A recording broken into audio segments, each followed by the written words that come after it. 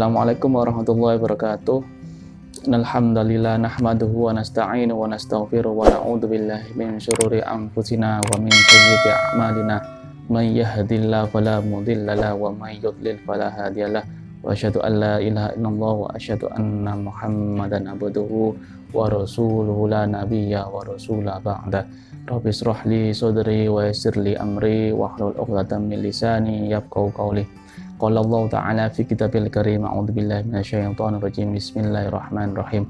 Ya ayyuhalladzina amanu taqullaha haqqa tuqatih wa la tamutunna illa wa antum muslimun. Wa qala Nabiyyu sallallahu alaihi wasallam khairukum man ta'allamal Qur'an wa 'allamahu. Shadaqallahul azim. Ya, jadi sesuai judul kita akan bahas masalah hidayah, ya kan, hidayah ya. Jadi hidayah ini persoalan yang pelik sebenarnya, ya kan. Mungkin kita pernah mengalami suatu kejadian, kita mengingatkan seseorang, terus kita ingatkan, ya kan, kita ingatkan, terus beliau bilang yang diingatkan itu, oh ya mesti aja mas, aku ingin melakukan maksiat karena belum dapat hidayah, misalnya gitu kan. Wah, aku nggak nutup aurat karena belum dapat hidayah, ya kan, biasanya kan gitu, ya kan. Aku riba ya wis ngono, ekonomi sulit ya kayak apa meneng, nek gak utang ya apa, ya. Jadi kalau kita bertemu seseorang, ya kan, ketika berbuat salah kita ingatkan, terus dia bilang ya karena dia belum dapat hidayah ya tetap melakukan maksiat ya.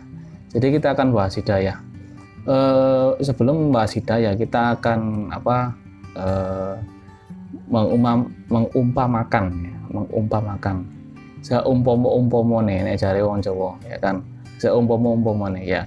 Diibarat-ibaratkan, ya kan. Misalnya kita akan pergi ke Bali, ya kan, ke Bali, dan kita enggak pernah ke sana, ya kan. Mau ke Bali kita enggak tahu arah, kita buta arah. Maka yang harus kita lakukan adalah mencari peta, ya kan, mencari peta. Mungkin kalau sekarang enak, ya kan, buka namanya buka HP, GPS, tahu, ya kan. Tapi misalnya kita di zaman dahulu lah, 20 tahun yang lalu, ya kan, mau ke Bali itu kan harus beli peta, ya kan. Jadi beli peta itu kan besar itu, jadi diurut, ya kan. Kalau kita sampai ke sini nanti ke sini, sampai sini nanti ke sini, itu dulu. Kalau sekarang enak, nyalakan GPS sudah cepat deh, ya kan, moro-moro tutup ya. Kalau dulu misalnya kan mau ke Bali, kita enggak buta arah, ya kan, enggak tahu Bali di mana sih, lewat mana sih, ya kan. Maka ada orang bilang, oh Bali itu arahnya ke sini, kamu ke Probolinggo dulu, ya kan. Terus ya sampai ya Bali lah, gak ngerti dalan ya. Jember, lewat Jember ya iso, ya kan. Nah, terus lewat Meneng. Jadi sampai kembali lah ke Banyuwangi, ya kan, terus menyeberang, ya kan. Itu ke Bali, ya kan. Nah, orang yang beri kita peta atau petunjuk itulah hidayah, ya kan. Jadi hidayah itu menunjuki kita sesuatu yang apa yang kita inginkan, ya kan. Ya sing bener nek salah ya itu hidayah jenenge. Ya kan. Ya kan. Kepingin nang Bali, terus dikasih peta ke Surabaya, ya, itu kan berarti menyesatkan, ya. Misalnya kita beli sepeda, ya kan, sepeda rakit. Terus sepeda rakit enggak tahu cara ngerakit sepeda, ya kan. Terus yang jual sepeda bilang, le, buku petunjuk kayak ngerakit sepeda, gitu. Maka buku petunjuk itulah adalah hidayah, ya kan, petunjuk untuk merakit sepeda, ya kan. Nah, begitu juga konteksnya ketika kita ingin meraih ridho Allah Subhanahu Wa Taala, menuju ke ridhonya Allah Subhanahu Wa Taala, maka kita perlu hidayah. Kita perlu petunjuk untuk sampai ke sana, ya kan. Nggak mungkin kita asal-asalan untuk pergi ke sana. Kalau kita asal-asalan ya kesasar, ya kan, kesasar, ya. Lah hidayah itu yang mana? Loh, sekarang itu jadi pertanyaan. Terus adakah orang yang tidak dapat hidayah? Gitu loh. Sebenarnya bukan tidak dapat, ya kan, tapi tidak mau, ya kan. Jadi beda, tidak dapat dan tidak mau. Kalau tidak dapat itu memang hidayahnya tidak ada. Tapi kalau tidak kalau tidak mau itu hidayahnya ada tapi dia tidak mau mengambil, ya kan. Tapi kalau tidak dapat hidayah itu hidayahnya memang tidak ada gitu loh. Nah sekarang kita faktanya bahwa hidayah itu sudah ada. Yaitu pertama Al-Quran, itu adalah hidayah, ya kan. Yang kedua adalah kenabian Muhammad SAW, itu juga hidayah, ya kan, memberi petunjuk bagi umat manusia, ya kan. Sebagaimana firman Allah Subhanahu Wa Taala, nanti saya tampilkan ayatnya di layar kaca, ya, di surat An-Nahl ayat 89. Ini menjelaskan bahwa Al-Quran itu adalah hidayah untuk menunjuki seseorang ke jalan yang benar, ya kan. Bismillahirrahmanirrahim. Wa nazzalna 'alaikal kitaba tibyanan likulli syai'in wa hudaw wa rahmataw wa busyra lil muslimin. Yang artinya, dan kami turunkan kepadamu Alkitab, yang dimaksud adalah Al-Quran, untuk menjelaskan segala sesuatu dan petunjuk serta rahmat dan kabar gembira bagi orang-orang yang berserah diri. Ya, jadi Al-Quran adalah petunjuk, ya kan. Nah, kalau sudah ada petunjuk, maka yang harus kita lakukan adalah menjemputnya, ya kan, menjemput hidayah, ya kan, menjemput hidayah, bukan malah diam-diam. Misalnya kita dapat hotspot, ya, ada wifi di HP kita dapat sinyal wifi lah, ya kan. Terus ternyata sinyalnya dikit, ya kan. Yang kita lakukan gimana? Maka kita akan keluar dari rumah mencari sinyal itu sampai penuh, ya kan. Iki sinyalnya pinggir ndi kira? Apa nang dalan, ya kan, omburi oma. Ternyata digolek-goleki nang ngarepe oma, ya kan. Ternyata wifi ini tonggo DKW, ya. Jadi akhirnya untuk agar sinyalnya kuat, maka dia harus pergi ke rumah tetangga. Nah, gitu loh. Hidayah itu juga gitu, ya kan. Di sekitar kita itu banyak tanda-tanda kekuasaan Allah Subhanahu Wa Taala. Karena itulah Allah sering berfirman di dalam Al-Quran itu kan, afala tadabbarun, afala tadakkarun, itu kan agar kita itu coba berpikir, ya kan. Mikir, ya apa sih donya iki gawe nih, ya kan. Kok iso langit tanpa atap, langit tanpa tiang, ya kan, bisa berdiri, ya kan. Bintang-bintang itu kan banyak bersinar, ya kan. Kok enggak lugur-lugur kecuali yang diizinkan oleh Allah, ya kan. Bintang jatuh, ya. Tapi umumnya enggak jatuh, ya kan. Bagaimana bintang itu bisa tetap pada rotasinya, ya, rotasinya. Planet-planet enggak bisa tabrakan, ya kan. Meteor-meteor itu kan kalau kita pikir itu kan, ya apa yang gawe nih, Gusti Allah apa gawe nih, ya kan. Silih berganti siang dan malam, itu apa muter, ya kan, bumi apa muter, apa ono sing mancal kok bisa muter, misalnya gitu, ya kan. Kita harus berpikir, matahari ini kok ngurup terus, gitu. PLN ini sing iso ngurupno matahari, kan mikiran, ada lampu, pasti ono listrik, ya kan. Matahari iso terang terus, misalnya. Kita berpikir, ya apa sih Gusti Allah gawe ini, ya kan. Siapa sih yang menciptakan ini? Jadi disuruh berpikir, ya kan.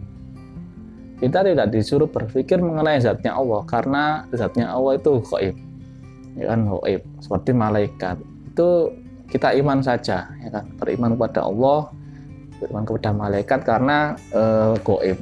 Ya, tapi kalau Allah itu dari tanda-tanda kekuasaannya dan bukan dari zatnya, ya. Nah, berarti Ikhwanifillah rahimani wa rahimakumullah, jadi tinggal kita sendiri, ya kan, mau menerima hidayah atau tidak, gitu loh. Karena faktanya memang banyak dari kita memang enggan untuk menerima hidayah.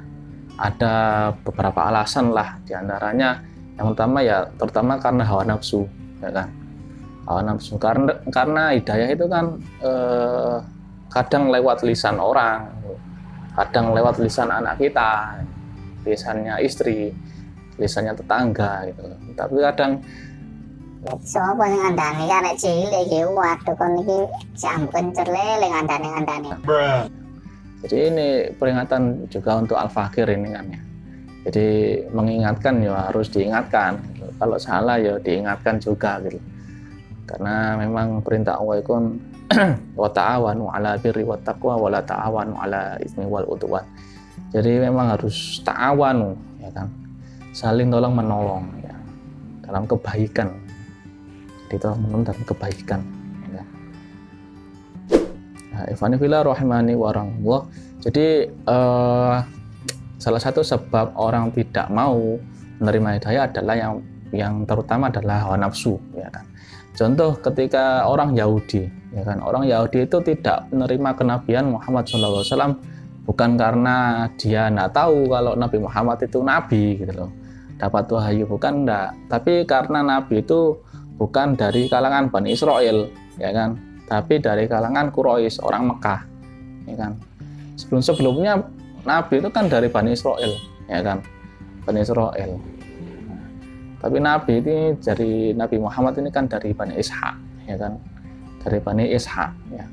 Nah, orang Yahudi tidak menerima karena aku ngakoni Muhammad ini jadi nabi, maka kedudukan kita akan turun, derajat kita akan turun. Mosok ngakoni wong Arab lu gak baca tulis kan, ya kan.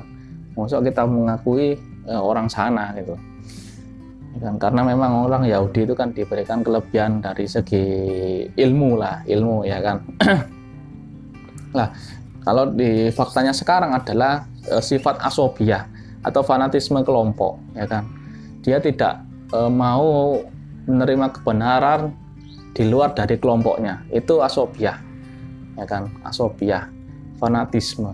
Nah, kan nggak boleh. Fanatik itu kepada Rasulullah, ya kan, itu boleh. Tapi kalau fanatik kepada selain Rasulullah itu kan bisa salah, ya kan. Selain Nabi itu kan bisa salah, bisa benar. Nah, kalau salah diikuti ya keliru gitu loh. Ya nggak usah diikuti. Yang benar ya diikuti, yang salah ya nggak usah diikuti. Makanya itu kita nggak boleh bersikap fanatik terhadap kelompok kita, ya kan. Nah, kudu ustadku gak oleh ngisi ceramah misalnya. Ojo ngape ilmu teko ustad iku ngono lho. Iki untuk golongane iki. Nah, itu asobiah atau fanatisme. Ya kan? Ini yang menjangkit penyakitnya orang Yahudi, fanatisme. Ya kan? Yang kedua seperti Fir'aun contohnya, ya kan? Fir'aun ini juga dia ini diberi kesempatan, ya, diberi kesempatan oleh Allah Subhanahu wa taala untuk mendapatkan hidayah, ya kan.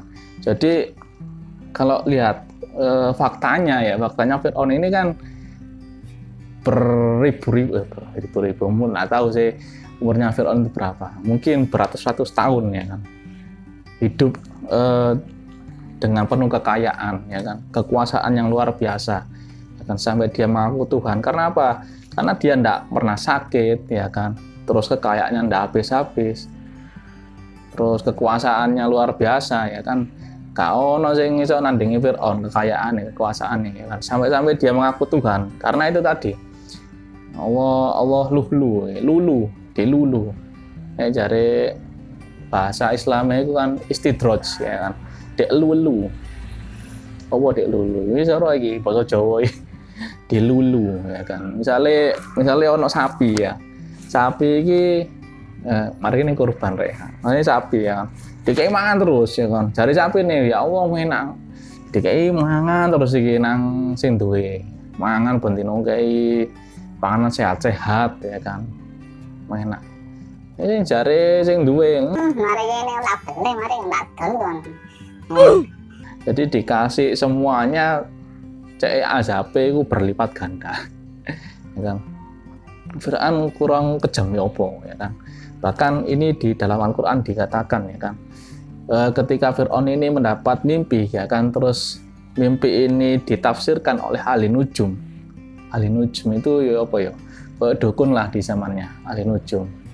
Lah ahli nujum ini bilang bahwa ada seorang laki-laki yang akan merontokkan kekuasaanmu, ya kan.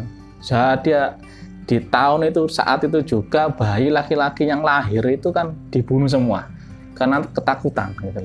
Ketakutan bahwa kekuasaan Fir'aun ini akan runtuh oleh seorang laki-laki, ya kan. Jadi semua bayi pada tahun itu yang lahir, ya kan, itu dibunuh semua. Itu ribuan bayi, ya kan. Ini dijelaskan di dalam Al-Quran ini ya. Saya bacakan di surat Al-Baqarah ya kan, ayat 49. Bismillahirrahmanirrahim. Wa idz najjaynakum min ali fir'auna yasumunakum su'al adzab yudabbihuna abna'akum wa yastahyuna nisa'akum wa fi dzalikum bala'un mir rabbikum 'adzim. Dan ingatlah ya kan, ketika kami menyelamatkan kamu dari Fir'aun dan pengikut-pengikutnya, mereka menimpakan kepadamu siksaan yang seberat-beratnya. Mereka menyembelih anak-anakmu yang laki-laki dan biarkan hidup anak-anakmu yang perempuan. Dan pada yang demikian itu terdapat cobaan-cobaan yang besar dari Tuhanmu, ya kan? Nah, menariknya adalah di sini kata yudabbihu itu kalau dabaha itu artinya menyembelih. Tapi di sini ada tasdid, ya. Yudabbihu dari kata fa'ala yufa'ilu, wazan fa'ala yufa'ilu. Jadi wazan fa'ala yufa'ilu adalah melambangkan kesungguhan untuk melakukan suatu aktivitas, ya. Jadi kesungguhan untuk melakukan suatu aktivitas, ya, ada tasdidnya. Misalnya saya beri contoh, kasaratu zujajah, ya kan. Aku memecahkan azujajah, kaca, ya, tanpa tasdid, ya.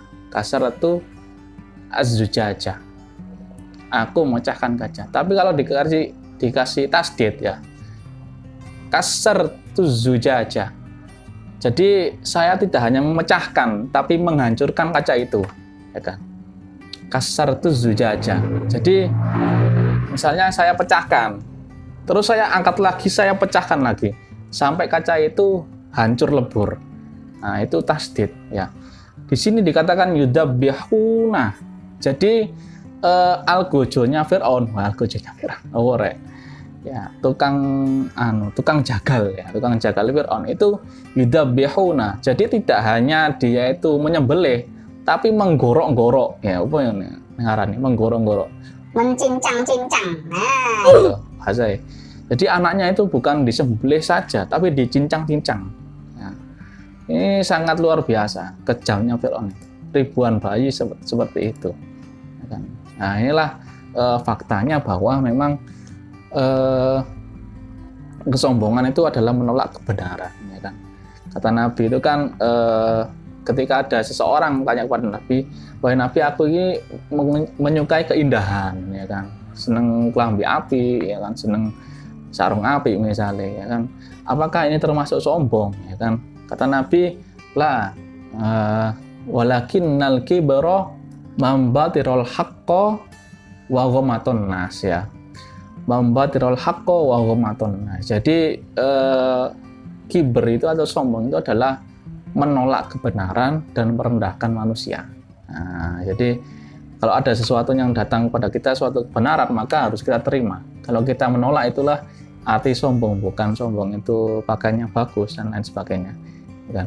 Dan di sini juga kita pahami bahwa sekejam Fir'aun pun itu Allah utus Nabi Musa dan Harun untuk memberikan Fir'aun adalah hidayah, ya kan? Jadi saat kejem-kejemnya Fir'aun, nah kan, saat kejem-kejemnya manungso, itu masih Allah beri kesempatan untuk ngasih hidayah, diberi hidayah, untuk menerima hidayah, ya kan. Tapi faktanya Fir'aun enggak mau gitu loh. Justru yang masuk beriman kepada Nabi Musa itu penyihir Fir'aun, ya kan. Para penyihir Fir'aun yang ditantangkan itu kan untuk melawan mukjizatnya Nabi Musa, tongkat itu kan, ternyata mukjizat Nabi Musa ini asli, gitu loh. Asli loh, ulo temenan gitu loh. Tongkat itu kan tongkat ulo-uloan gitu loh. Hanya ilusi. Akhirnya para penyihir ini beriman, ya kan. Terus akhirnya Fir'aun itu kan membunuh, ya kan. Jadi dipotong silang, tangan kanan dan kaki kiri dipotong silang lah, anggota tubuhnya, dibunuh lah, ya. Jadi ketika beriman mereka dibunuh, ya, di husnul khotimah. Nah, jadi gitu. Jadi seburuk-buruk manusia pun Allah kasih kesempatan untuk menerima hidayah. Namun faktanya memang Fir'aun menolaknya. Nah, itu kesalahan Fir'aun sendiri, ya kan. Ketika nanti di akhirat Fir'aun gini, ya Allah aku koyok ngene gara-gara jenengan gak kei hidayah gitu loh. Ya kata Gusti Allah loh, aku kan wis nekakno Musa mbek Harun nangkon. Ini ada kebenaran gitu loh. Tapi kon menyombongkan diri, tidak mau menerima hidayah tersebut. Ya sudah gitu loh. Ngerti ini malah kate mati, ya kan. Kate beriman wis no tenggoran gini, ya kan. Ruhe, ya wis percuma gitu. Gak diterima tobatnya, ya. Baik, mungkin itu saja yang bisa Al-Fakir sampaikan. Mungkin ada salah dan kurangnya mohon maaf. Billahi taufiq wal hidayah wa ridha wal inayah. Kita istighfar 3 kali dan membaca doa akhir. Astagfirullahaladzim, astagfirullahaladzim, astagfirullahaladzim. Bismillahirrahmanirrahim. Subhanakallahumma wa bihamdika asyhadu an la ilaha illa anta astaghfiruka wa atubu ilaik.